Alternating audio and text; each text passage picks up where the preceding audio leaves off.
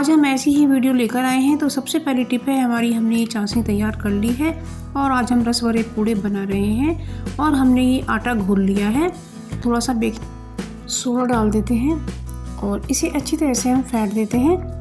तो और इस घोल में हम थोड़ा सा ऑयल भी डाल देते हैं और इसे फिर से फेंट देते हैं। तो इससे हमारे पूड़े बहुत क्रिस्पी बनेंगे। रिफाइंड ऑयल को हमें अच्छे से गर्म करना है और इसमें हम एक पूड़ा छोड़कर देख लेते हैं। तो हमें ऑयल से ही गर्म लग रहा है, तो इसमें हम एक एक करके पूड़े को छोड़ देते हैं। को छोड़ने के बाद थोड़ी देर पकने के बाद हम गैस को थोड़ा मंदा करेंगे, यानी कि मीडियम करेंगे। और अब हम पूड़ों को पलट देते हैं और पलट कर इन्हें क्रिस्पी होने तक हम सेक लेते हैं। तो वॉच कीजिएगा। और पूड़ों को निकाल कर हमने चाशनी में डाल दिया है, तो जाएंगे। तो ये हमारे जो पूड़े हैं ना, बिल्कुल तो फ्रेंड्स क्या होता है कि कभी कभी हमारे घर में अदरक नहीं होता है, तो उसके बिना हम टेस्टी चाय कैसे बनाएं। तो ये ट्रिक है हमारी। तो इसमें हमने 4 लौंग ली हैं और 2 काली मिर्च और दालचीनी का टुकड़ा लिया है और इसको हम मूसली से क्रश करके इसमें डाल देते हैं। तो हमारी चाय रजने लगी है और इसमें हमने स्वाद के अनुसार चीनी भी ऐड कर दी है और इसमें हमने आधा ग्लास पानी ऐड किया था और इसमें 1 चम्मच चाय की पत्ती हमने ऐड की है और इसको अच्छे से बॉईल कर लेते हैं। तो फ्रेंड्स हमने ये आधा चम्मच अदरक पाउडर डाला है, यानी कि सौंठ। जब अदरक सूख जाती है तो उसे जो पीस कर बनाया जाता है वो होती है सौंठ। तो हमने ये सौंठ को ऐड कर दिया है, इसलिए जब अदरक ना हो तो आप सौंठ का इस्तेमाल कर सकती हैं। तो अब इसमें हमने दूध को ऐड कर दिया है और चाय को हम अच्छे से बॉईल करेंगे। तो इसे इस तरह से घुमा घुमा कर बॉईल हमें करना है और चाय बहुत ही टेस्टी बनकर के तैयार हुई है और इसलिए खांसी को भी ख़त्म करेगी। तो अब हमारी अगली टिप है पूरी को लेकर। तो जब हम पूरी बनाते हैं तो हमें कढ़ाई का जो ऑयल है वो तेज़ गर्म रखना है। इतना भी गर्म नहीं रखना है कि हमारी पूरी जल जाए, लेकिन फिर भी गर्म होना चाहिए, क्योंकि पूरी को डालते ही यदि हम मंदे तेल में डालेंगे तो वो हमारी पूरी चपटी हो जाएगी। इसलिए तेल गरम तेल में ही डालना चाहिए और उसे पौनी लगा लगा करके उसे फुलाना है।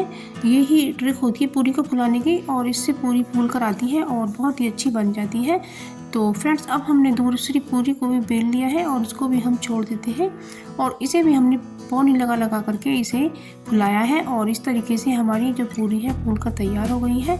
तो हम पहली बारी पूरी को अब निकाल लेते हैं और हमारी ये दोनों पूरी बन करके तैयार हैं।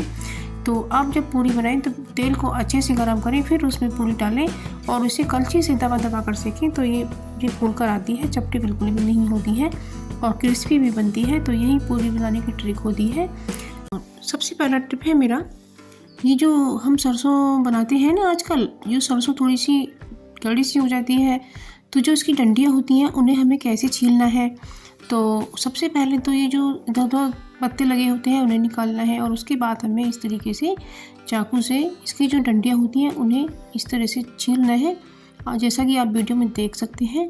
तो इससे क्या होगा फ्रेंड्स कि जब हम साग को बनाएंगे ना, तो हमारे मुंह में इसके जो तार हैं ना ये बिल्कुल भी नहीं आएंगे। तो इस तरह से हमें सरसों को छीलना है और उसके बाद आप देखेंगे फ्रेंड्स बिल्कुल सॉफ्ट सरसों अंदर से निकली है। और हमें इन्हें थोड़ा सा मोटा इसलिए काट रहे हैं क्योंकि इन्हें उबाल करके मिक्सर में ही पीसना है। इस तरह से थोड़ा मोटा मोटा भी इसे काट सकते हैं, लेकिन हाँ तिनके ना आए, तो इसलिए हमें सरसों के जो गांडल होती हैं इन्हें छील कर बनाना है। तो इस तरह से हमारा साग जल्दी से तैयार हो जाएगा और बहुत ही सफाई से बनेगा। तो आप फ्रेंड्स ये ज़रूर से फॉलो कीजिएगा। तो अब ये अगली ट्रिक आती है हमारी, ये जो हमारे डिस्पोजल डब्बे निकलते हैं, जब हम कोई सब्ज़ी वगैरह मंगाते हैं तो उसमें ये डब्बे अक्सर निकल आते हैं। तो हमें फेंकना इन्हें बिल्कुल भी नहीं है और इनका यूज़ लेना है। तो हमने इसे धोकर साफ़ कर लिया है और सुखा भी लिया है। तो अब जैसे हमारे यहाँ कोई मेहमान वगैरह आते हैं तो हम उन्हें नाश्ता लगाते हैं और नाश्ता वो छोड़ देते हैं। तो इस तरह से इन डब्बों में आप अपने नाश्ते को रख सकते हैं। तो हमारे ये जो लड्डू बच गए थे हमने इसमें रख दिए हैं। तो इसलिए ये जो डब्बे होते हैं ये हमारे बहुत यूज़फुल हो सकते हैं, आप इन्हें बिल्कुल भी ना फेंकें। अब ये अगला डब्बा है हमारा, तो ये जो थोड़ा बड़ा है और ये जो आप देख सकते हैं ये माइक्रोवेव सेफ है। तो आप इन्हें बिल्कुल भी ना फेंकें, आप अपने माइक्रोवेव में इसमें खाना गर्म करने का काम कर सकते हैं और इसमें आप कुछ केक वगैरह भी बना सकते हैं। जैसे छोटा सा केक बनाना होता है वो इसमें बहुत आसानी से बन जाता है। तो आप ये डब्बे भी बिल्कुल ना फेंकें।